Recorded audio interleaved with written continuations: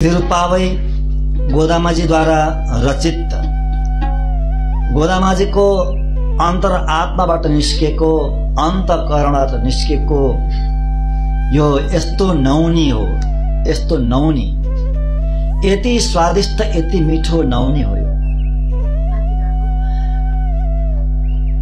आमा म भन्दै आएको छु, आमामा करुणा मात्रै छ। त्यो करुणामय आमाको भित्र अन्तःकरणबाट निस्केको यो माने यो प्रबन्ध, यी गाथाहरू कति अद्भुत, कति विचित्र। त्यत्तिकै नाम दिएको होइन पूर्वाचार्यहरूले, वेद मनैत्तुकुम वित्तागुम भनेर, वेदको बीज भनेर।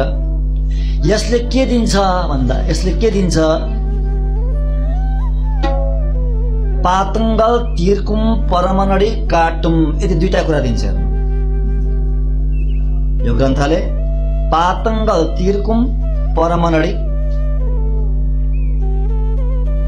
काटुम। पातङ्गल भनेको के हो?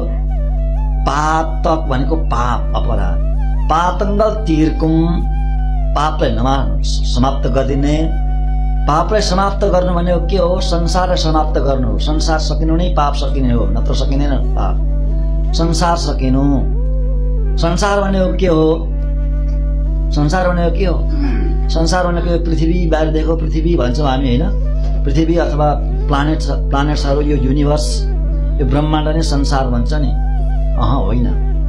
संसार भनेको के हो? संसार भनेको आफ्नो शरीर नै संसार हो। पहिलो कुरो ध्यान दिनु, शरीर नै के हो? संसार हो।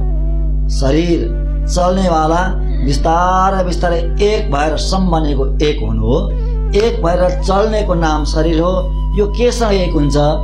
आत्मासँग एक हुन्छ। आत्मासँग एक भएर यो हिँड्छ, चल्छ। थाहा नै हुँदैन आत्मा अलग्गै वस्तु भने थाहा हुन्छ? हुँदैन नि। शरीरमै ध्यान हुन्छ हाम्रो ध्यान शरीरमा नै हुन्छ। म भन्ने बित्तिकै यो शरीर ज्यादा भन्दा ज्यादा भित्र गयो भने मनमा पुग्छ, त्यति नै। त्यहाँभित्र जाँदैन म भन्नाले। म भन्यो भने यो शरीर सिधै शरीरमा जान्छ। आफ्नो चित्तवृत्ति होइन, आभास के हुन्छ? के को आभास हुन्छ? शरीरको नै आभास हुन्छ म भन्ने बित्तिकै। अलि धेरै गहिरो भने मनसम्म जान्छ म भन्ने बित्तिकै। बुझ्नुभयो नि? शरीर यही नै हो। यही शरीरले नै के छ? बाहिरको चिज छ कि छैन?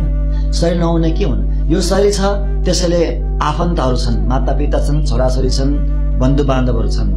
यो शरीर छ, त्यसैले आफ्नो घर छ, आफ्नो गाडी छ होइन, सम्पत्ति छ।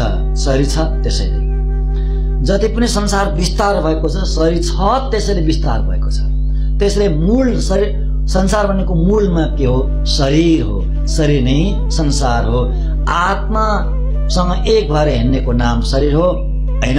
आत्माको भान हुँदैन। एउटै जस्तो लाग्छ, आत्मा र शरीर एउटै जस्तो लाग्छ, त्यस्तो आभास हुन्छ। त्यसैले शरीर भनेको नै संसार हो।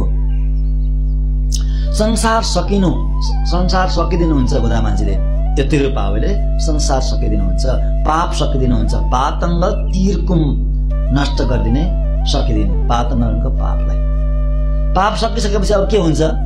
परमन अडी काटुम, परमनडी काटुम। परमनडी भनेको परमन, अस्ति नै आएको थियो नि दोस्रो गाथामा होइन? परमन अडी। परमन भनेको परम पुरुष भगवान श्रीमन नारायणको, अडी भनेको चरणारविन्दलाई प्राप्त गराइदिने, त्यहाँसम्म पुर्याइदिने हो तिरुप्पावै। दुईटा काम गर्नुहुन्छ। अब हेर्नु, मोक्ष केलाई भनिन्छ थाहा छ? मोक्ष भनेको के हो? भगवत प्राप्ति मोक्ष हो। भगवत प्राप्ति मात्रै मोक्ष होइन। भगवत प्राप्ति मात्रै मोक्ष होइन। संसार निवृत्ति हुनुपर्छ, संसार सकिनुपर्छ। संसार नसकिकन भगवत प्राप्तिलाई मोक्ष भन्न सकिँदैन, त्यतिखेर मोक्ष हुँदैन। हामीले 24 घण्टामा एकपल्ट भगवानलाई सबैले पाएका हुन्छौँ।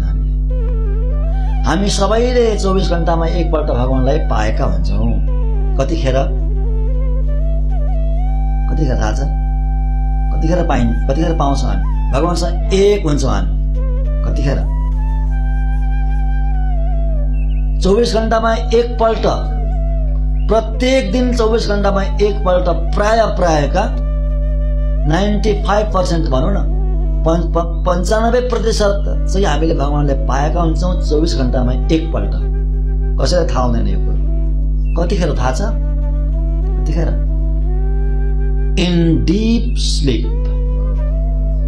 इन डीप स्लीप भनेको स्वप्न पनि आउँदैन, त्यहाँ स्वप्नलाई पनि पार गरेर गहिरो निन्द्रा, केही नै थाहा हुँदैन।